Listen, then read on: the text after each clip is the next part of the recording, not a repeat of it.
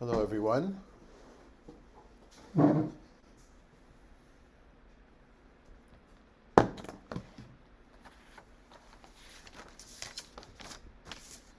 So, Dullards, Sluggards, and Grumblers. Um, Interesting chapter in that it really has these three themes, and the three of these culprits, so to speak, these societal culprits, social culprits, are not all that different. Uh, so, and it divides the chapter divides nicely into these into four parts, whereas the last two parts could be connected as well. They're dealing with the near gun, the grumbler. But and the other thing that I want to do today, other than the simple or the contextual meaning of Proverbs, is to look at a interesting passage from the Talmud that relates to the canonical status of the book of Proverbs. Something we didn't really talk about, but is very much on my mind now because of the course that we're beginning tomorrow. Steve Kinney, Reverend Dr. Steve Kinney, and myself, on the apocryphal book of Tobit, and a mini course that I'm doing for Rabbi Marsha in Jewish Collaborative of Orange County on women of the Apocrypha, a four-part series that's starting on Monday. So, Sfarim HaChitzonim, the outer books, the other books, the non-canonical books, at least the canon that we have of biblical books from the land of Israel, the rabbis of the land of Israel. Um, that's kind of on my mind. So that's perhaps why I chose this particular Talmudic passage to enlighten us today. Okay, I think we can remove the spotlight. Let's go to Rita Clara. Do you want to read for us? Start reading today? Sure. Like snow in summer and rain at harvest time, so honor is not fitting for a dullard. As a sparrow must fit and a swallow fly, so a gratuitous curse must backfire. A whip for a horse and a bridle for a donkey, and a rod for the back of dullards. Do not answer a dullard in accord with his folly, else you will become like him. Answer a dullard in accord with his folly, else he would think himself wise. One who sends a message by a dullard will wear out legs and must put up with lawlessness. As legs must limp on a cripple, so is a proverb in the mouth of dullards. Like a pebble in a sling, so is paying honor to a dullard. As a thorn comes to the hand of a drunkard, so a proverb to the mouth of a dullard. A master can produce anything, but anyone who hires a dullard is as one who hires transcends. As a dog returns to his vomit, so a dullard repeats his folly. If you see a man who thinks himself wise, there is more hope for a dullard than for him. Okay. Wow. Dullard in Hebrew, since we heard it so much, is xil. This really is a unit. I'm not sure I remember a unit this devoted to one topic. And the interesting part is that the less impressive part is that the pieces don't necessarily go with each other. There's not one doesn't lead to the other. It feels like um, the wise men had a collection of index cards, of dullard index cards, and going through his things and put them all out, and then just started recording according to in other words, that's how scholars work. That's how I worked when I was in university as well. Many times you keep, before we were using digital uh, databases and things like that, you keep index cards of things you come across that you know you want to write about, you know you want to include, and I very much appreciate reading that kind of scholarship, and in my mind kind of try today to see scholarship today what is based on the scholar's knowledge and experience, which was all that we had in the 80s, reading that kind of scholarship. I'm talking about humanities right now, in particular Jewish studies, and what is at the fingertips of those writing today from a digital point of view. How much more quickly we had to look, of course, in the concordance or in the biblical dictionaries to find out everything that, to compare one word to another. But that soon changed. Or we had the ability already in the late 80s, early 90s to look on, to use digital aids in finding words and clusters and things like that. So I'm always in marvel of the people that wrote, the rabbis, in particular the Jewish scholars that wrote in the 18th, in the 19th, late 19th, early 20th century, the founders of the science of Jewish studies. But here it feels like he just, all of his index cards, the author here, the editor, put into this one particular unit. So should we maybe just reactions, questions? We don't need to, and because there is no importance to the order, other than we want to make sure we follow everything. What seemed unlegible, illegible here? What seemed extreme? What seemed particularly clever? What would you like to say, folks? Nothing seemed illegible, but I was struck by how poetic and creative the words are, but also how judgmental. Right. This is a very, very judgmental book, and this is a particularly judgmental chapter. Yeah. Dan? Okay, just the thought. What do we think of when we? What does a dullard do? This is all descriptive of how we must regard him, but how do we know a dullard? Well, one could work backwards and see whenever these things happen, whenever these things seem logical, evident, oh, that must be a dullard. But I think that your logic is more likely here. I think what society has decided is somebody, do I want to say an idiot? A not particularly bright person? A fool? I mean, each society has its definitions of those things. And today, everything is upside down, of course, right? When we hear certain people in very, very high positions speak, we tilt our heads. And what's the intellectual background of this person? We can tell when somebody hasn't really read, right? We can tell by their vocabulary. We can tell by their thought process. I'm not talking about people who are older, who their cognitive abilities become, a little differ. People who they're just not terribly smart. So you ask yourself. I have a question. Oh, I wasn't talking about you, Richard. I hope you didn't think I was talking about you.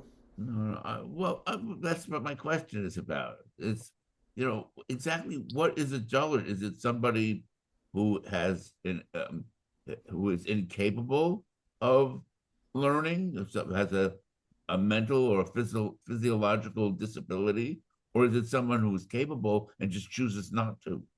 To me, there's a difference between those two types of people. And there's certainly no sympathy here for that. So it probably isn't someone who can't learn or is intellectually challenged, I guess, because there's no sympathy or empathy at all for this person at all. Right. I think that the biblical author would have empathy for a young child who's not expected to know. But yes, there's an expectation that if you're an adult, you need to know how to get along in this world and to not be a fool. It's something. But even in ancient times, there had been maybe I'm wrong, but wouldn't there have been a recognition of a difference between someone who is physically or mentally incapable of learning and someone who just chooses not to out of laziness? So let's keep that in mind when we look at the further units here. But I think Rabbi Malka, did you want to say something, or your hand is? Oh, no, okay.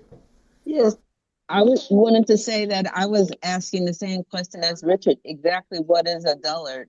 Because I might be really a scholar in one area and a dullard, and if you put me out on a track to run a 400-meter, I'm a dullard. So what is a dullard? Yeah, I think that our challenge is in modernity, there are distinctions have been made about what everybody's raising here. The distinction between somebody who cannot and somebody who can is just lazy. The next section is about the lazy person. It's about the sluggard. So, and maybe that's part of the way this person, the editor sees it.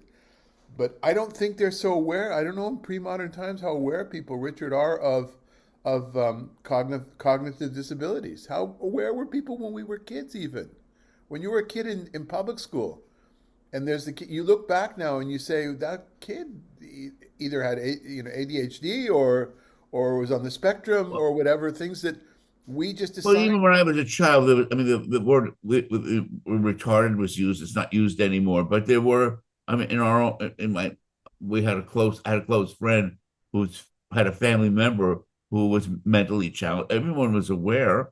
I mean, persons born with Down syndrome. When I was a child, I remember in my class, there was someone with that disability, and people were aware of it and were compassionate and kind and try to be helpful and didn't have expectations of those individuals that were beyond their capabilities. I mean, So, but Richard, you're taking the extremes where it's easier. And in the Talmudic discourse, they may start with the examples you gave now of Down syndrome or certain kind of disabilities which are extreme that we realize. And whether people are kind about it or not, that has a lot to do with the surroundings you grew up in, not in everywhere. And certainly 200, 300 years ago, people, I would imagine, were not kind about it. But how about all those blurry areas, the fuzzy areas that I mentioned before, like ADHD and spectrum of autism, right? And then also frustrated parents, Richard. Parents who have a child who is very challenging in that way, and in their own frustration, begin perhaps to blame the child as well. Look, this plays out culturally on TV and movies, and as a rabbi, I see it as well. As a grandfather, I see it with my grandchildren. Dan, I think you want to add something here. I'm just trying. Things are occurring to me. I'm just wondering how much I'm reading into it. I'm thinking of a person who is not self-aware, who is not aware of how he relates to other people. Somebody who's, I don't know, incapable of assessing a social situation, or perversely seems to assess them wrong all the time. So getting away from innate mental capabilities, just sort of like defining a person experientially. Yeah. That's my feeling. I'm not seeing any of this in the text, but that's what I think of. Yeah, read it clear, just a moment. But there is one in your direction. Look at the last two lines. Right, ish chacham be'inav, Okay. mimenu. Right, if you see a man who thinks himself wise, his self-awareness is that he's wise, then he's worse. There's more hope for a fool than there is for him. The self-awareness, and that's going to come up in the next paragraph as well. So there is but okay, Rita Claire, go ahead. Well, looking up the definition, the Oxford Dictionary it says a slow or stupid person, but I kind of disagree with that. I'm sorry to disagree with Oxford, but You disagree with the definition, or you disagree with somebody saying that? Yes, because I don't believe the person is slow or stupid. I think it's a person who's very self-absorbed in himself and doesn't have respect for other people's opinions. That's my feeling.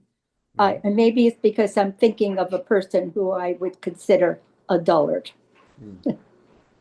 Has anybody in this room ever used the word dullard? No. It feels biblish, right? It's a biblical word.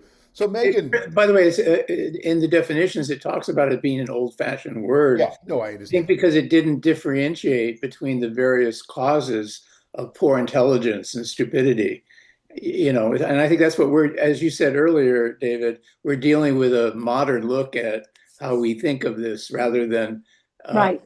back then. Who knows? Back then, there may have been the thought that it was caused by either something the person did in this life or their family did and punishment on the children, whatever. but we certainly don't understand it. They didn't understand it like our high intellectual understanding of it now. Right. So as to the last part you said, Les, there is an expectation by the editor here, though, that somebody can control this. With being so judgmental, there's an expectation you don't have to be the dullard that you are. Mm-hmm. Although maybe not. Megan, get ready because I want you to chime in here from a professional point of view, or it could be that the author here wants us is saying this is why I am justified in treating the people who are not in my intellectual capacity as lower than me. His own self justification. But anyway, this is long before Freud, no psychology. But Megan, how do you react to you're dealing with people's self awareness and self image all the time, I'm guessing. Or their ability to have insight. Hmm? But I would never call them a dullard. I would just try to work with what you have. What I was thinking is that I think that it's really pretty modern times that a lot of synagogues are beginning to accept people with different disabilities to be able to read the Torah, to be able to be participate. So my guess is back then with perfect there were hierarchies of things, and there's different groups I know that people are in that advocate for people with disabilities to be able to be included, and there's a big synagogue in Los Angeles for the deaf. A Mhm. friend of mine had a child there or a grandchild there, and it's all done in sign language. So that's very modern. I don't think they would have had it. I don't know back then if they would have had a deaf person be able to do anything. So I do know, at least by on paper, there's a category in halakha called or a complex category called cheresh, shoteh, v'katan. A deaf person, a crazy person, better, and a child. No child. Those three are grouped together as being exempt from commandments and Uh-huh. unable to lead certain things, Right. right? Did that They, include women? it doesn't in that particular way because women were not exempt from all of the mitzvot, as you know, from some yes, some not. So Mhm. women had their own kind of category. So they weren't. Sometimes they're grouped in the same category, but that particular category of children, deaf, and people who are not mentally stable, let's say that is shoteh, they're that had a real. That's why synagogues did not accept. They cannot read from the Torah. They cannot blow the shofar. They cannot, exempt somebody, help somebody else fulfill their obligation. One of the early innovators of this in Israel was the Masorti conservative movement. Very proud. It wasn't something I did, but in the '90s there was. Now it's considered to be almost the norm, even in Orthodox circles. They had the bar and bat mitzvah program for Hayelid HaMiuchad, for the special kid, the special child, for special education. And Judith Edelman Green led the way. She ran that project for many years. It was really kind of what do you call almost a trademark or what's the word I'm looking for? It was the star. And it was very, to my mind, it was overemphasized, by the way. It was overemphasized because it's something we should do, but if that's all you're in the news about, then you're not part of society, in general. In the same way that if all you do, the criticism towards me was, if all we see you doing in the press and media is advocacy for LGBTQ, then that's not enough. And, that's, yeah, yeah. So, yeah, so we've changed that. Anyway, this is a difficult, in many ways, difficult. I'm trying to see if there's anything here that particularly For me, the Another way last you can, line, oh, as you were saying, the last line sort of says that the dullard could do better. And this Yeah. person who's walking around, I'm wise, I'm wise. It's a sort of personality trait versus disability. I don't know. No, but that yeah, I, last line, the last line is not talking about a dullard. The last line is saying, and you Right. think a dullard is bad, somebody Then who's not a dullard and thinks of himself as being smart, he's worse. Dan, right. sorry. That's what I mean. yeah, It's sort of a personality trait that a wise man thinks he's so wise is a dullard's better than him. So I I, don't know. Yeah. I think this, we've been influenced in this whole discussion by this archaic word dullard containing within it the word dull, which influences our thinking. If you translate it instead, as I just checked Google does, fool, Right. then it's a whole different discussion.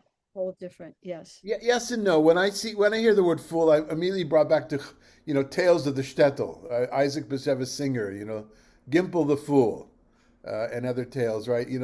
This kind of the simpleton of the village, which you have in all folklore, right? The village fool who's made the mayor for the day as part of the connected to Purim and dressing up and Mardi Gras and that whole theory of carnival and things like that, of how they kept control of the populace, by you think your mayor is bad, we'll put a fool instead for mayor of the day and see what happens. Oh, please bring us back, bring the despot back, right? That kind of anthropological phenomena. So I hear what you're saying. Yeah, the same word is in Hebrew. Ksil is fool. It's dullard. Idiot. Yeah. So in the Singer books, in Gimble the Fool, is there any empathy for Gimple, or It, is it just ridicule and Singer has no empathy for him? I don't remember. I don't remember specifically.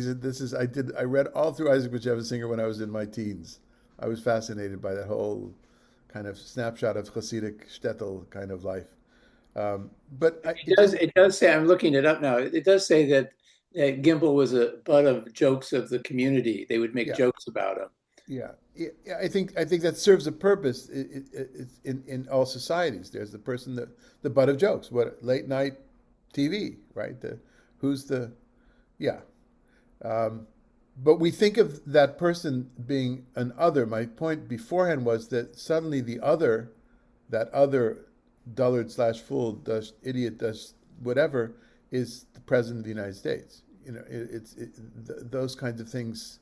Everything seems upside down. I think in a world that was clear that there, in a very hierarchical world where there's nobility, there's the peasants, and there's the peasant that does his job and keeps his head down. There's the peasant that talks out of turn, and that becomes the fool. And yeah, just to mention from a literary point of view, the first section up until the first 6 lines is animals. There's a lot of nature. Excuse me, is nature. Harvest time, or some rain and snow, a donkey, a horse, 2 different kinds of birds. Then it goes to no, what I started to, and it goes back to animals at the end. I started to delineate it that way, but I see I didn't get anywhere. Often I'll make notes because I think I'm onto something, a hunch, and then it doesn't play out. So I just shared with you the hunch, but the first part does make use. That's the connection between the doublets there, or the couplets, is the using things from nature. Now that we're talking so much about a dullard, it's going to be hard not to think, oh God, what a dullard. Yes. It's a word that I don't Yes. Please don't never do. please don't use that with your clients at all. No, no, no, no. They're not dullards. None of them. I'm the dullard sometimes. I broke 2 fingers. That's a dullard. Oy. Oy. Okay. All right. Anything else on this section? All right, Richard, 13 to 16, please. Oh, yeah. The sluggard says, there is a cub on the road, a lion in the squares. The door turns upon the hinge, and the sluggard upon the bed. The sluggard buries a hand in the bowl, and will not even bring it to the mouth. In self-regard, the sluggard is wiser than 7 who give good advice. So, couplets here. Each one is separate. Each one is a different dynamic. The topic, of course, is the atzel, the person who is, the sluggard. Another word we don't use, but the lazy bones. Here too, by the way, we might say judgmental, and is it fair? In pre-modern times, or maybe even pre-Freudian, maybe up until the end of the 21st century, up until the end of the 20th century, somebody who's lazy is lazy, as opposed to what we might say today suffers from depression, right? And so let's take them one at a time.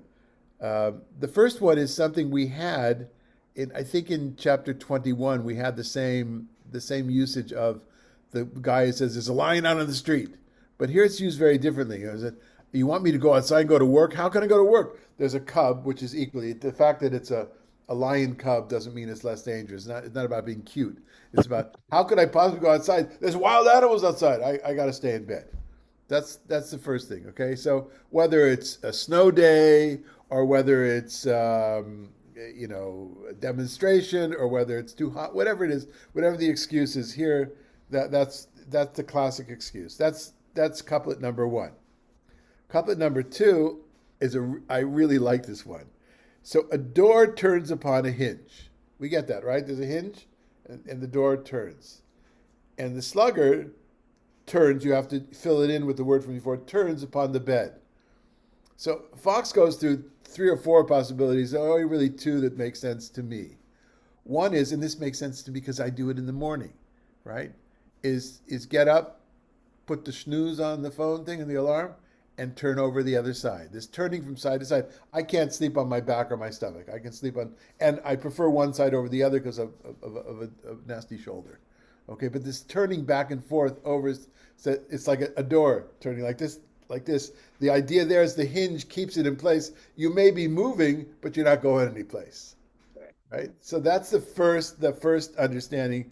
That I like. But a clever understanding is, I like this, although it may be too sophisticated, is that while you might think it's the same thing of just turning from side to side, the door at least opens to the outside.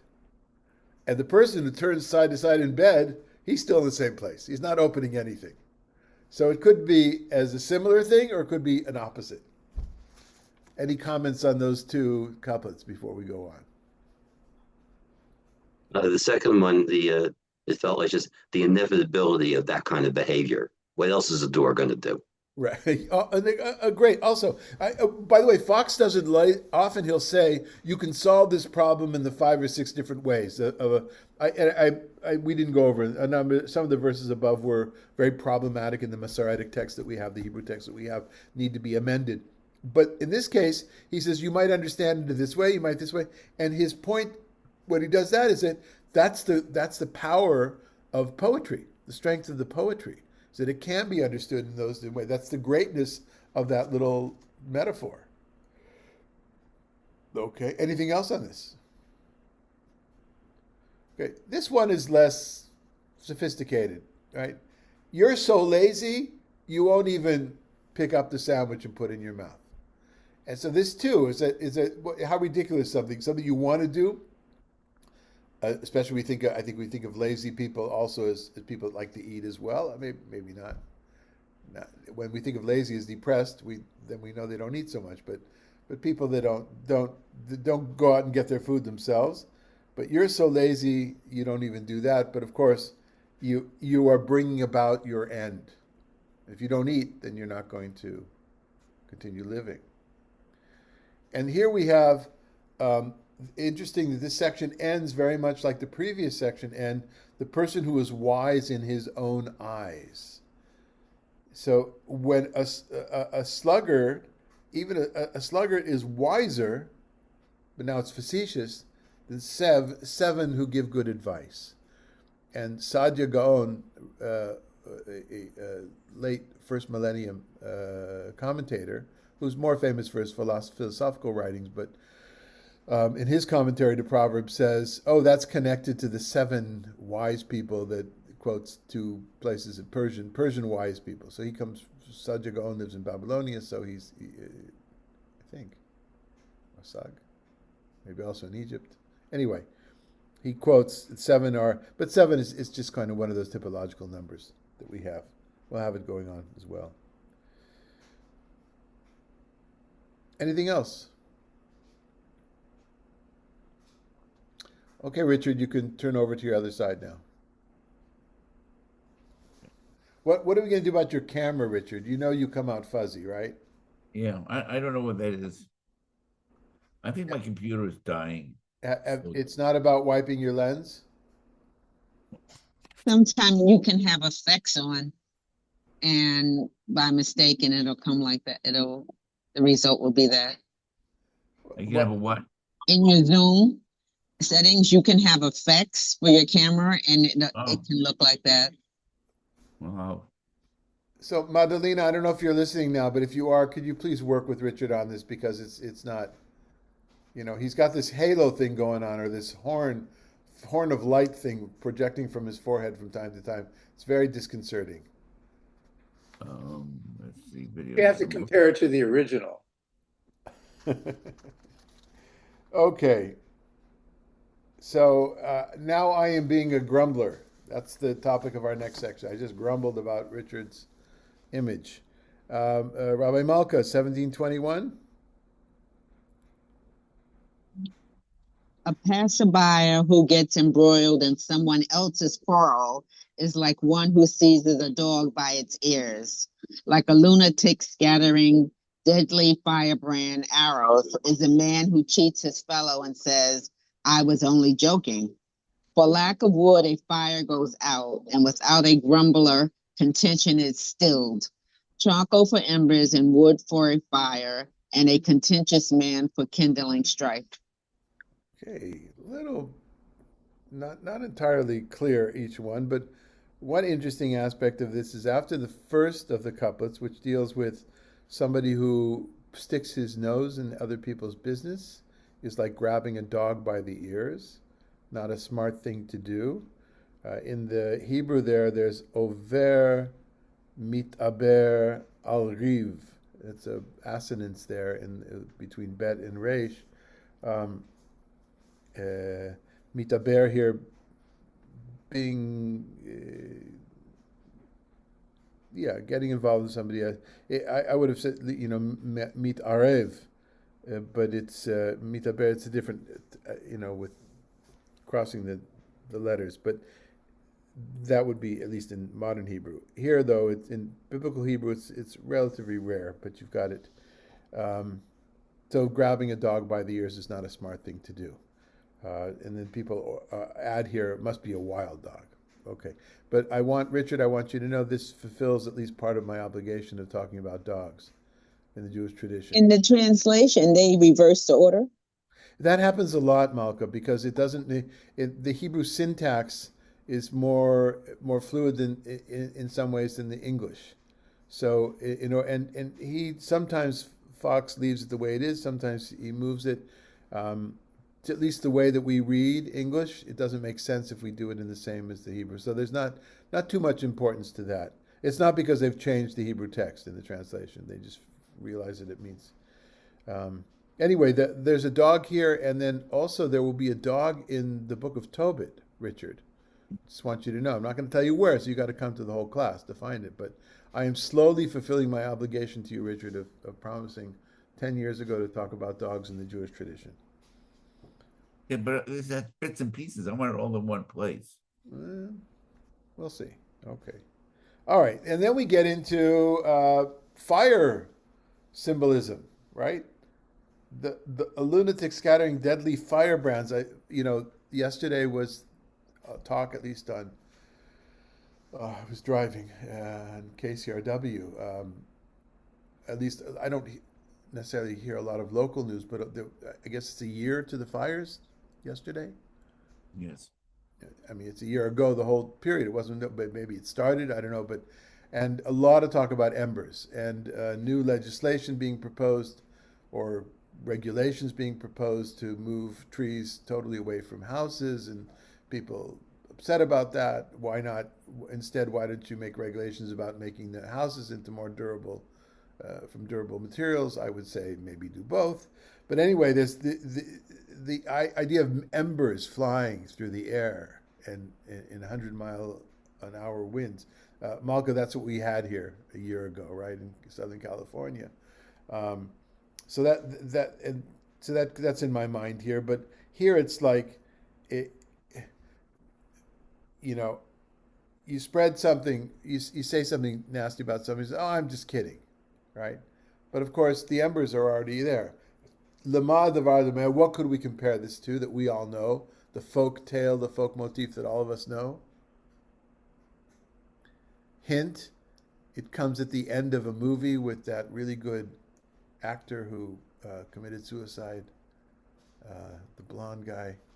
He plays a priest, and maybe Meryl Streep was a nun in that picture. The pillow with the feathers.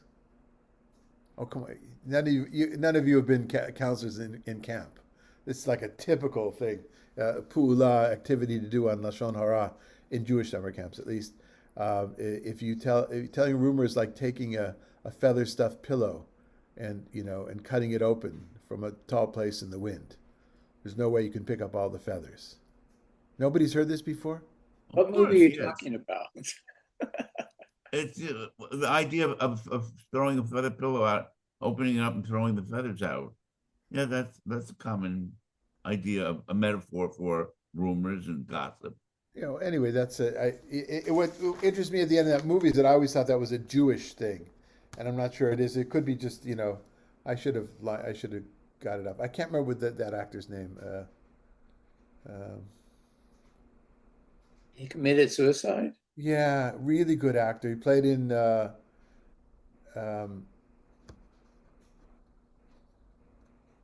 Truman Capote. He played Truman Capote.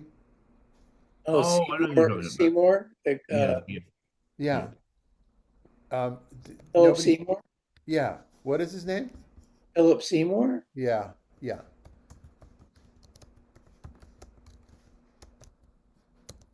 Oh wait, no, maybe he died of a drug overdose. I don't remember. Oh, okay.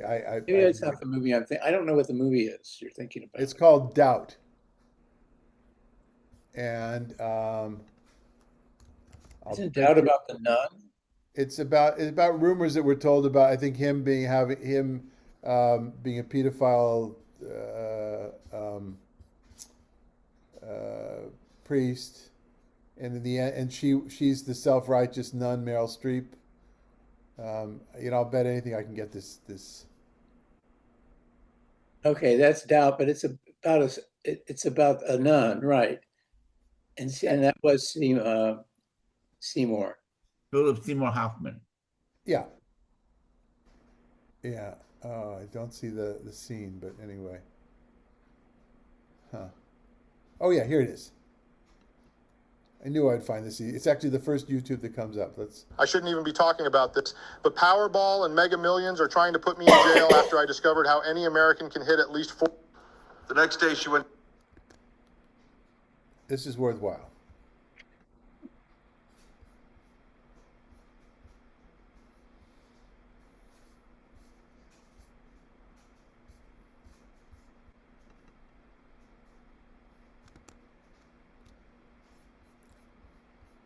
Went to confession. She got the old parish priest, Father O'Rourke. She told him the whole thing. Is gossiping a sin? She asked the old man. Was that the hand of God Almighty pointing a finger at me? Should I be asking your absolution, Father? Tell me, have I done something wrong? Yes, Father O'Rourke answered her. Yes, you ignorant, badly brought up female. You've borne false witness against your neighbor. You've played fast and loose with his reputation, and you should be heartily ashamed. So, the woman said she was sorry and asked for forgiveness. Not so fast. says O'Rourke.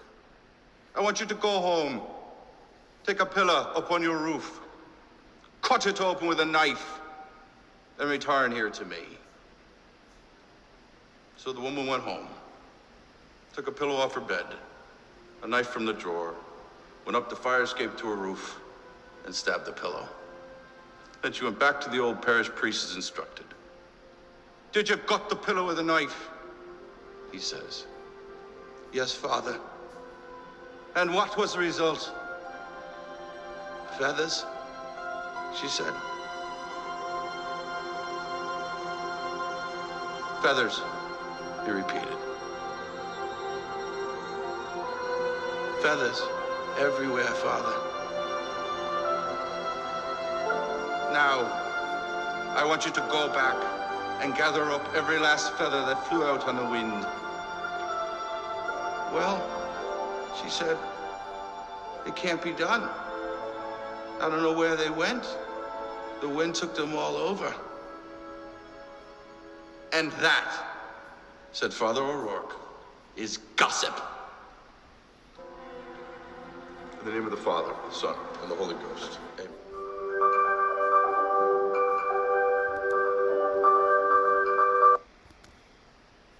Amen. Amen. Nobody remembers seeing that scene before? It's a very powerful scene, but I thought it was a Jewish thing, and it may be. I didn't look. I probably did at the time. Looked it up, but I remember saying, "Wait a minute, we did that in camp. That's what we work with the counselors to do that particular activity with the kids, because gossiping, especially the 13 and 14-year-old or 12, 13, 14-year-old, that age group. Yeah, and so I remember it as a Hasidic tale or rabbinic tale or something, and it could be that it's rabbinic. Anyway, this is the same idea. You say not the same thing? To me, to my mind, it feels like it's connected. Okay, and then finally, still, and then two more fire metaphors or symbols. So if there's no wood, the fire goes out. Funny, without a grumbler, so does contention. That also, with no grumbler, things also are peaceful. Boy, don't I know that, right, from the dynamics of a synagogue and that kind of stuff. And then finally, the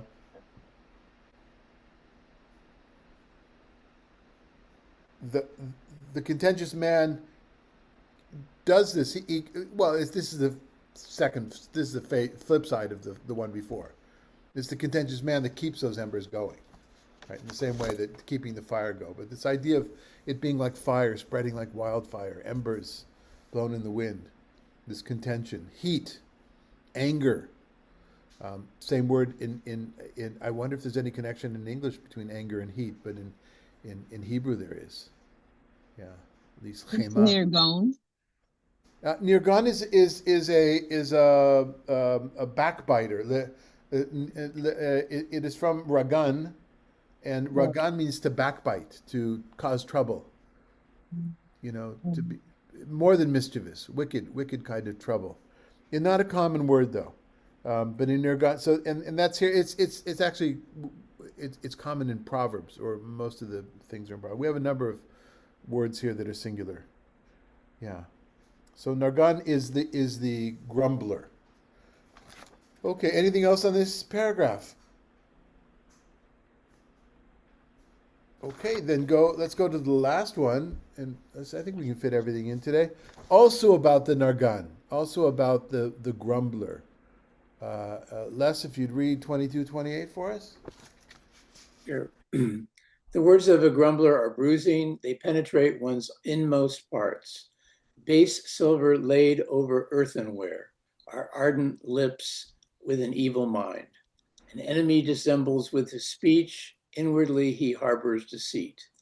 Though he be fair spoken, do not trust him, for 7 abominations are in his mind. His hatred may be concealed by dissimulation, but his evil will be exposed to public view. One who digs a pit will fall in it, and a stone will roll back upon the one who is rolling it. A lying tongue hates those crushed by it. Smooth speech throws one down.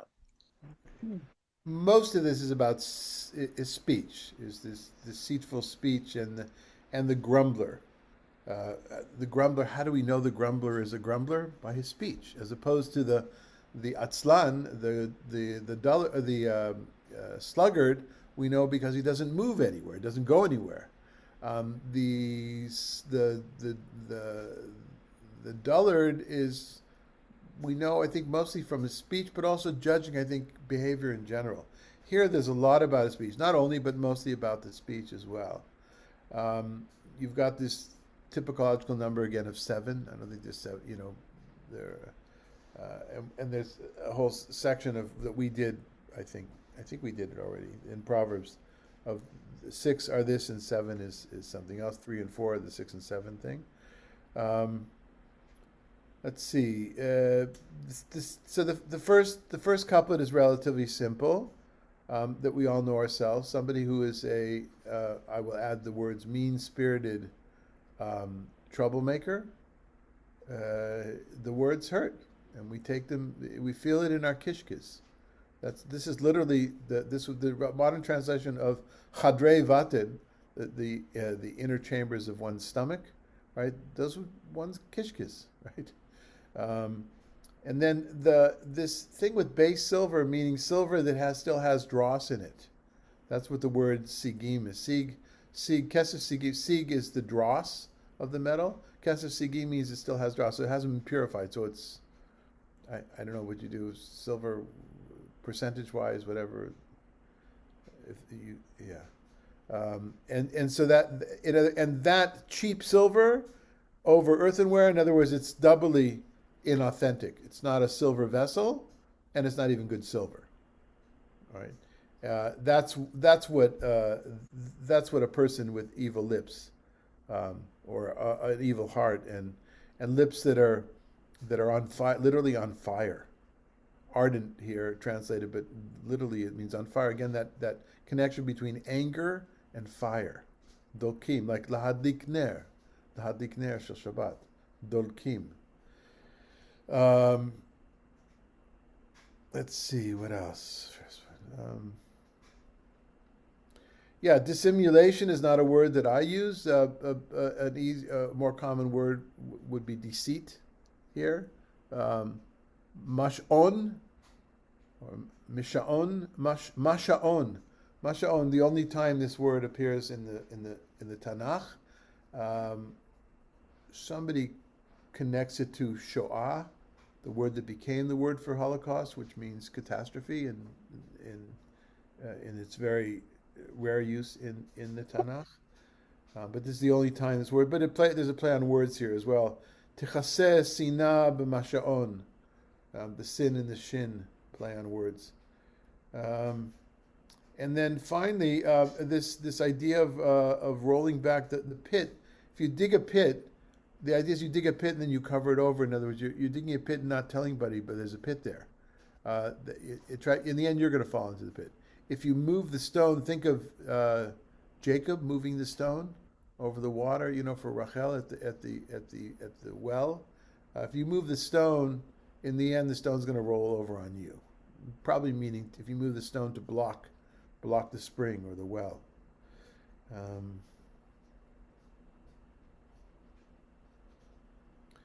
Okay, and then just the last line, ufech halak yaseh mitche, smooth speech throws one down. Dorshei halakot, the ones who, like Midrash, dorshei, who give slippery commentaries, or slimy commentaries, halak, slippery, maybe even slime. We would say slimy commentaries. That is the name of the Pharisees, by at least in some of the Dead Sea Scrolls. So the people living in Qumran, when they wanted to talk about the evil lawyers, they're called lawyers, I think, in New Testament translations sometimes, the ones who are, long before Jewish lawyers, had a bad name, I guess, somehow in the United States, the term lawyer was being used for those that know how to manipulate the law in a negative way. And so Dorshei Halakot, from what I remember from maybe Pesher Chavakuk, maybe that's what I remember it from, one of the really interesting, more important finds in the Dead Sea Scrolls, because it's a genre of literature that's not exactly like rabbinic, but it's totally different. And they're the things that their ideological enemies were the Pharisees, if I remember correctly. So here, fe halak, a smooth mouth, smooth operated. Okay. So Dan, if you would read from us this section we'll end with the sugya from the Babylonian Talmud. This is part of a larger sugya that talks about the larger context is about Kohelet, Ecclesiastes, because there's if a book that starts Hakol Havalim Hevel Havalim, everything is worth nothing, everything's a waste of time. That's kind of like, really, that's what we want in our canon of scripture. And so it starts with that, but I didn't bring that. Instead, it goes from Kohelet to talk about Proverbs as well. Go ahead. Rav Yehuda, son of Rav Shmuel Bar Shelah, said in the name of Rav, the sages sought to suppress the book of Ecclesiastes and declare it apocryphal because its statements contradict each other. And why did they not suppress it? Because its beginning consists of matters of Torah and its end consists of matters of Torah. All right, that's vis-a-vis Ecclesiastes, okay? Then it brings a lot of different back and forth how they prove that, but I skipped to what we're interested in. Okay. The sages sought to suppress the book of Proverbs as well because its statements contradict each other. And why did they not suppress it? They said, in the case of the book of Ecclesiastes, didn't we analyze it and find an explanation that its statements were not contradictory? Here too, let us analyze it. And what is the meaning of its statements contradict each other? It's written, answer not a fool according to his folly, lest you also be like him. And it is written, answer a fool according to his folly, lest he be wise in his own eyes. This is not difficult, as this, where one should answer a fool, is referring to a case where the fool is making claims about Torah matters, whereas that, where one should not answer him, is referring to a case where the fool is making claims about mundane matters. As in the case of the man who came before Rabbi Yehuda Hanasi and said to him, your wife is my wife and your children are my children. Rabbi Yehuda Hanasi said to him, would you like to drink a cup of wine? He drank and burst and died. There was that man who came before Rabbi Chia and said to him, your mother is my wife and you are my son. He said to him, would you like to drink a cup of wine? He drank and burst and died. Rabbi Chia said, Rabbi Yehuda Hanasi's prayer that his children will not be rendered mamzerim was effective for him. As when Rabbi Yehuda Hanasi would pray, he said after his prayer, may it be your will, O Lord, my God, that you will deliver me today from impudent people and from insolence. Okay. So a strange section here. Yeah. Let's talk about the main purpose is to answer those that would say, why do we have a book that contradicts itself? And the book of Proverbs, as we see, often says the opposite thing. Sometimes in a distance of chapters, and sometimes in the same chapter, one line to the next, as the example that's brought here from verses 4 and 5 in the first section we did today. It's two things so what does the Talmud do in every case when there's two things that seem to be contradictory? This is, oh no, that's talking about two different things. This is da-da-da-da-da, but that is da-da-da-da-da. Example that pops into my mind right now is it says that you're not allowed to hang your tefillin on the wall, like from a hook on the wall. And then the next part of the Talmud says, yes, but Rabbi Yehuda Nasi, I remember I was in the synagogue and I saw his tefillin were hanging from the wall. And so that contradicts the exact thing. So one way you could say, of course, you could say, well, that wasn't Rabbi Yehuda Nasi's opinion. That was somebody else's opinion. That's one way. Another one is you remember wrong. But how do they choose? How does the Talmud often choose and does in that particular situation in Brachot, in the piece of Talmud I'm thinking of? Oh no. What you're not allowed to do is to hang your tefillin with the housing part where the scripture is hanging down like that from the hook hook them this way. What he did is he put the important part on top, and the straps hung down. Right? That's a way of rearranging what the record is so that it fits with what your rules are. Right? We do that all the time, or we do that as parents. We do that as teachers. No. What I said about that was for that case. Now this is a different case here, and that's one way of dealing with the fact that that you've got these contradictions. But then from there, the Talmud goes on to two traditions about rabbis who had this kind of a situation where an idiot comes in, a fool, a dullard comes in and says something which is just ridiculous. So they could have just ignored him, but why in these two cases was it not ignored? Because if the word goes out that this is true, then there's all sorts of repercussions. For instance, Rabbi Yehuda Nasi, and it goes into detail about Rabbi Yehuda Nasi because he's a more important one. That's who they had the translations about. So Rabbi Yehuda Nasi, you should know, in general, he was very, very careful about the reputation that his children would have, and we know this from his own prayer, right? And we know that he wanted to be protected from impudent people. In other words, finishes his Shmoneh Esrei in the morning, he's davening, and he says, and one more thing, God, save me from the idiots, please, please. And because people are coming up to him all the time, right? That's what yeah. Okay. So does that help understand why he would pray that his children that one of his children not be a mamzer?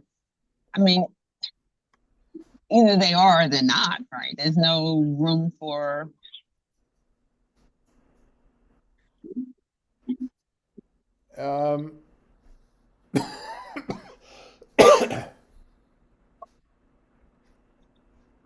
Maybe he's praying that it's not true, that the rumor is not true.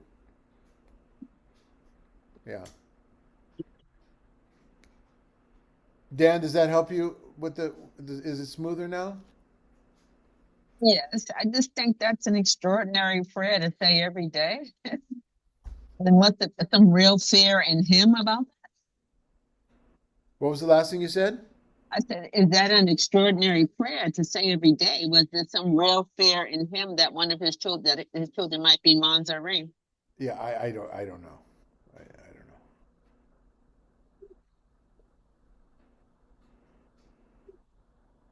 There's also this connection between Rabbi Chia and Rabbi Yehuda Nasi here with the same kind of a story. The idea of drinking a cup of wine, in other words, that's kind of reminiscent of sotah, a woman who's suspected of foul play, and she drinks the bitter waters, and then her stomach explodes. She bursts.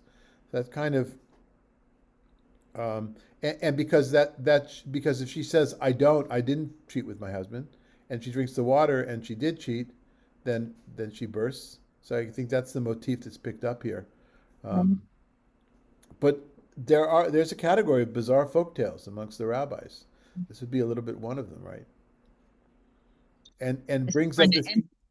Go ahead. Sorry, I said in the instance of the sotah, to me, everything is done to make her not guilty, because drinking some water with dirt in it is not going to make your stomach burst. So everybody would be rendered innocent. Yeah, that's what you and I say. But Right. those who are writing the law, and I think they actually believe that kind of stuff would happen. And the point is to dissuade people from doing it, which is the point here as well. Tell this kind of story and dissuade people that say stupid things, hopefully, right? Of course, now we say, assuming they have total control over what they say. Think of, Tourette syndrome or those kinds of things where people don't have control over what they're saying. Okay? Mm-hmm. Anything else? All right. See some of you in a week from now, or hopefully see all of you in a week from now. See some of you tomorrow on Monday. Thanks for being here. Just one question for Tobit. Was the text given to us to read? Not yet. Haven't Not yet. prepared it yet. I had to get this done. I'll get that done today, and we'll send it out. Okay. With Thank the you. link. I don't think the link's gone out.